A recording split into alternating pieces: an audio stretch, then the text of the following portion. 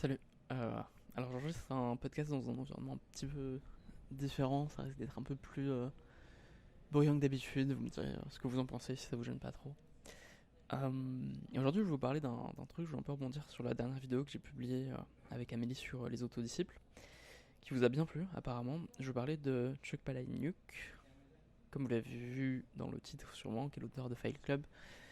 Donc le livre qui est à la base du film, qui est mythique pour beaucoup de gens de ma génération et d'autres. Qui est aussi l'auteur de plein de livres, qui est en fait, je dirais, mon auteur préféré en anglais, en anglophone. Et j'aimerais, voilà, parler de lui, parler du film, et voilà, c'est tout.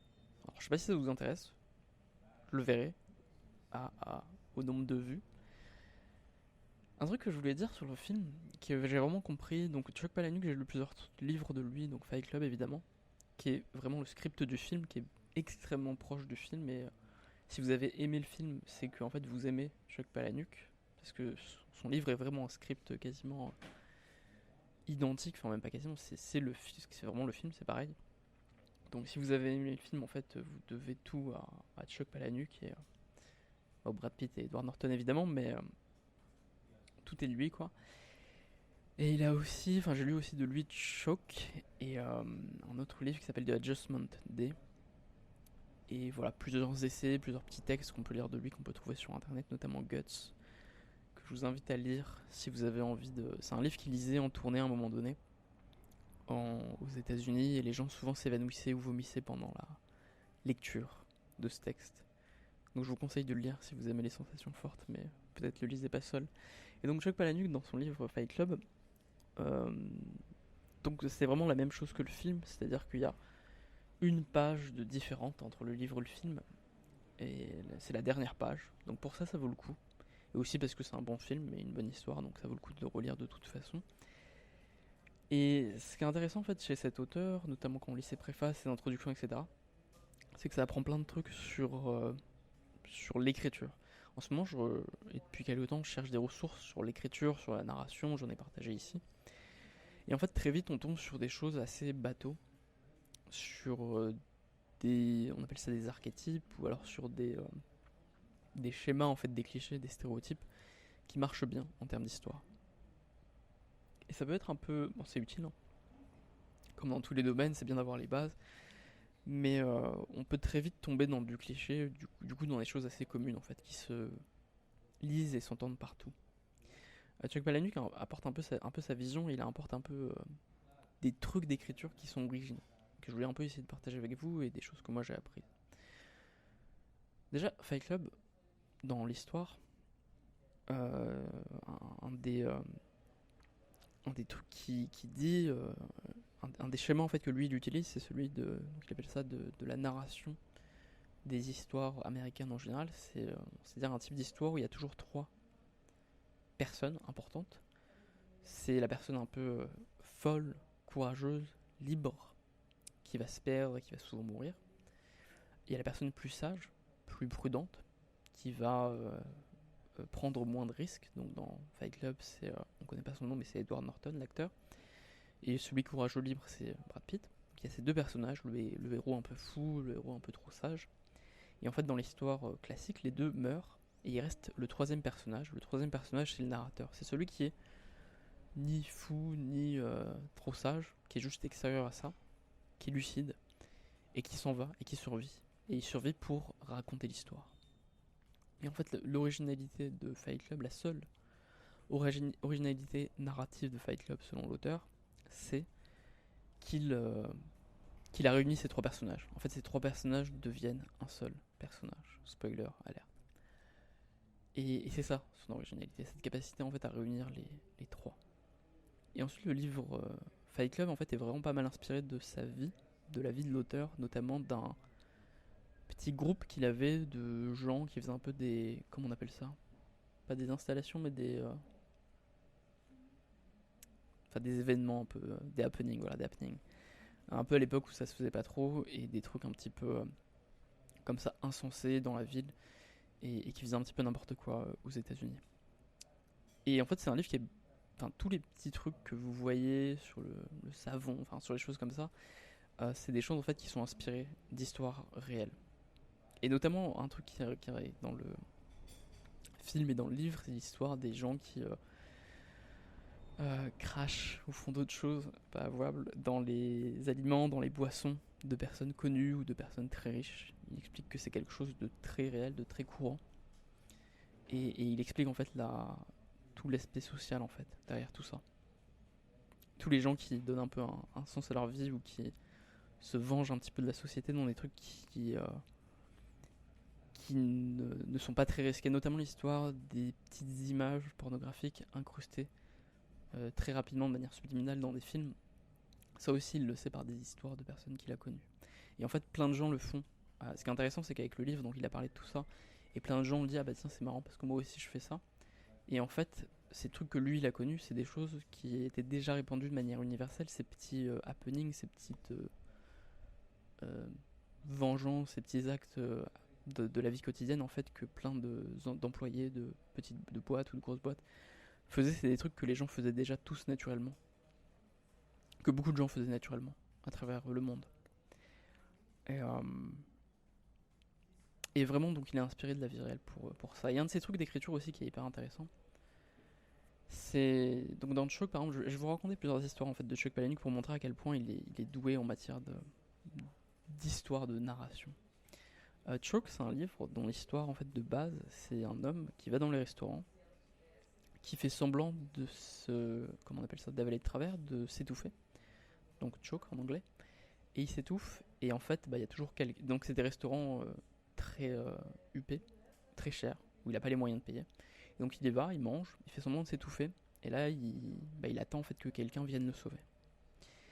Et ensuite, bah, cette personne qui vient le sauver, qui est donc quelqu'un de très riche, parce que c'est un restaurant riche, et bien le héros entre guillemets du livre va demander ensuite, il va rien demander, mais il va avoir beaucoup de reconnaissance envers la personne qui l'a sauvé. Et en fait, bizarrement, la personne qui l'a sauvé est très attachée à cet anti-héros qui arnaque les gens en fait. Et de cette manière, bah en fait, il maintient un contact avec cette personne qui entre guillemets lui a sauvé la vie.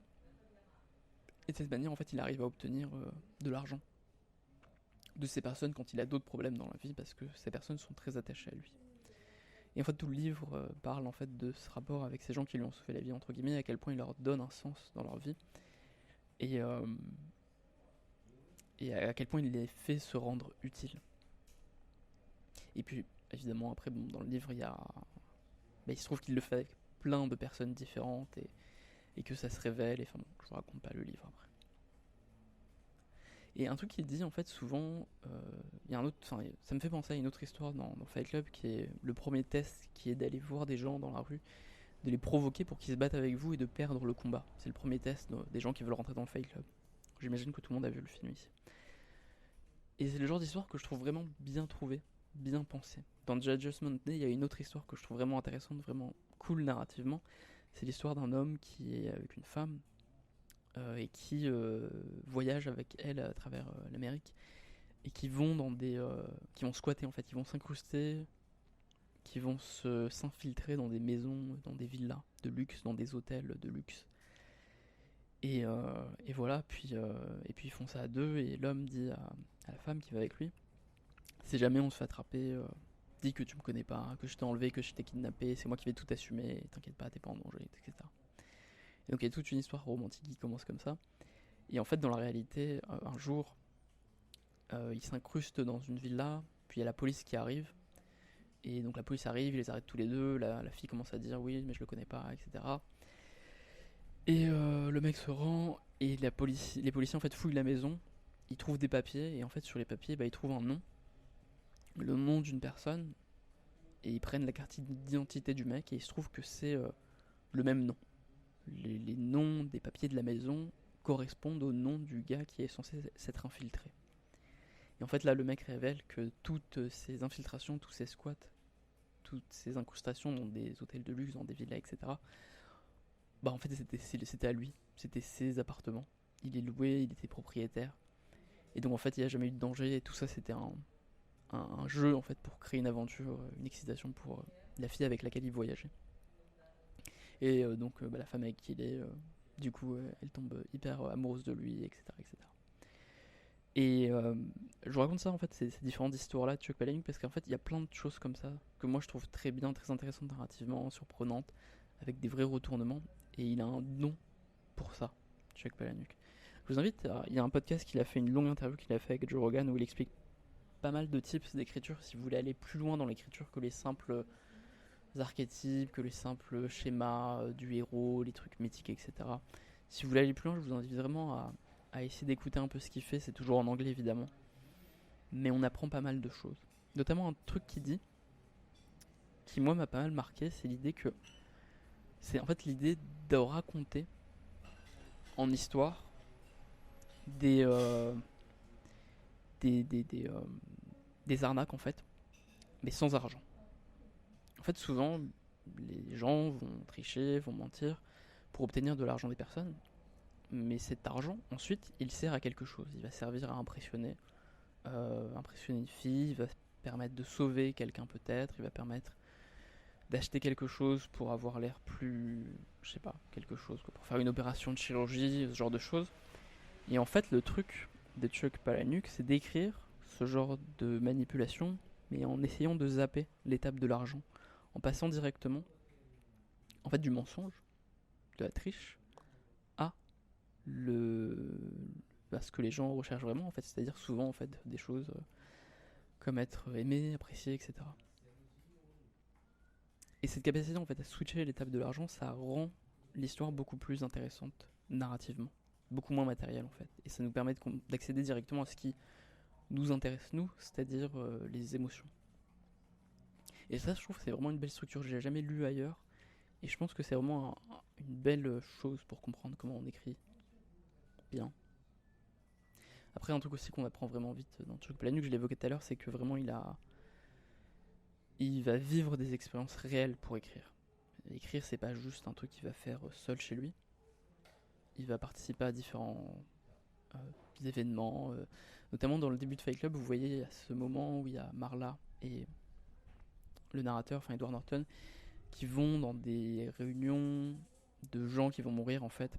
Ça correspond aussi à l'expérience de Chuck Palahniuk. Dans Chuck, il y a l'idée des réunions de sexe addict où il a participé aussi, et il apprend en fait beaucoup de choses comme ça.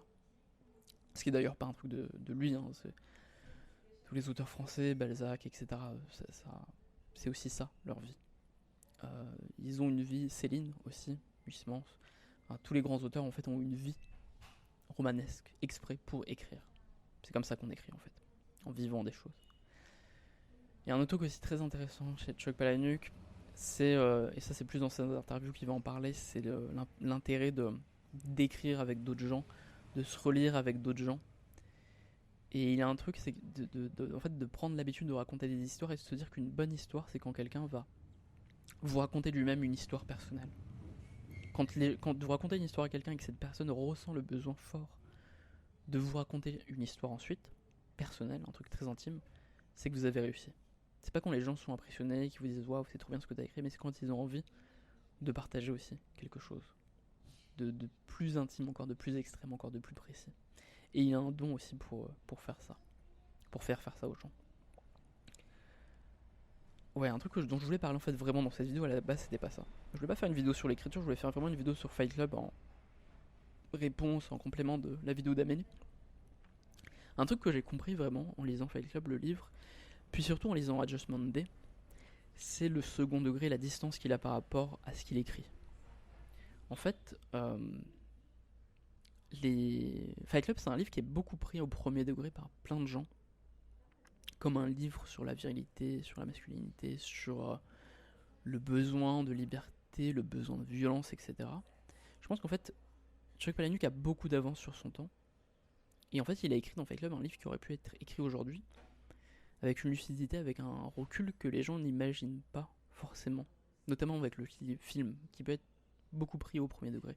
Parce que le film, en fait, on s'en rend pas forcément compte en le regardant, puisqu'on se met à la place des personnages, on rentre dedans, etc. Mais c'est vraiment l'histoire d'un fou, en fait. C'est l'histoire d'un mec qui a deux personnalités. C'est pas l'histoire de Brad Pitt, le mec super stylé, qui sauve Edward Norton, le mec chiant. C'est l'histoire d'un homme qui est littéralement fou, dérangé, qui ne pense pas clairement, qui voit des choses, qui entend des voix, qui se frappe lui-même. Et cette distance, en fait, là, on l'a beaucoup plus dans le livre et un peu moins dans le film, j'ai l'impression, puisqu'on voit les deux personnages, physiquement. Et donc on les sépare. Mais en fait, c'est un mec fou. Et ça, ce serait pour certains, ce serait un modèle de vie, en fait. Et on se rend compte aussi dans le livre Adjustment Day, de ce recul qu'il a, Chuck Palahniuk. C'est. Donc, Adjustment Day, je vais vous raconter l'histoire. C'est en fait un livre sur des fantasmes, des utopies, des pseudo-utopies qui existent aujourd'hui, qui est en fait un monde dans Adjustment Day où le monde est séparé en trois. Entre les gens qui. Donc, en trois pays, les États-Unis, va être séparé en trois pays qui sont Caucasia, Blacktopia et Gezia.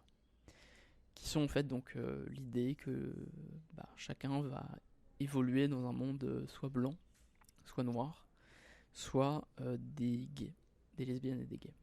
Et donc ces trois pays répartis comme ça, Blacktopia dans le sud, Caucasia dans le nord, et puis dans l'ouest, sur la côte ouest, il y a Gezia. Et donc il y a toute une histoire comme ça qui est qu'en fait il tourne au ridicule les trois mondes, avec Caucasia où les gens pensent que à se reposer, faire des enfants parce qu'ils ont trop travaillé pendant des siècles, et Blacktopia qui ont des pouvoirs magiques et des pyramides volantes, et puis il y a tout un monde autour de Gezia aussi, avec une énorme intolérance aux gens qui sont hétéros. Et il faut savoir que Chuck Palahniuk est homo lui-même. Ce qui d'ailleurs change, je pense pas mal la lecture d'un film comme Fight Club, et qui fait comprendre le second degré, le recul qu'il a en réalité, et à quel point en fait c'est un film, un livre qui ridiculise un petit peu ce désir-là de tout casser, d'avoir une cause qui en fait en est pas une, parce que ce qui est intéressant dans Fight Club, c'est que la cause en est vraiment pas une, en fait, il y a vraiment rien. Il y a 2-3 mots qui sont évoqués sur l'idée d'un monde primitif où les gens vivent dans des grandes plaines et ils chassent, mais c'est dit très très rapidement et en fait il n'y a rien derrière, il n'y a pas vraiment d'idéologie. Et vraiment son livre, Fight Club, comme encore plus évidemment Adjustment Day, c'est un livre qui ridiculise ce genre d'idéologie. Et c'est intéressant de lire le livre pour comprendre ça. Et voilà. Enfin, d'avoir un peu un recul en fait sur ce film-là. Voilà, c'est un peu tout ce que je voulais dire sur ce livre. Ça, je sais pas si ça a beaucoup d'intérêt en vérité pour vous dans votre vie, c'est juste ma lecture personnelle. Dites-moi ce que vous en pensez, je referai peut-être des petites revues comme ça de bouquins, de romans qui m'ont plu. Si j'ai des trucs à dire, là c'est intéressant parce que c'est un livre quand même de la culture populaire. Voilà, peut-être que je le referai, ou pas, on verra. Si vous l'avez pas vu encore, je vous invite à regarder la vidéo d'Amélie sur les autodisciples qu'elle a faite. J'ai un petit peu aidé au montage, mais je vous invite à la regarder, elle est vraiment cool, elle a bien plu. Donc voilà, je vous souhaite une très bonne journée, je vous dis à bientôt.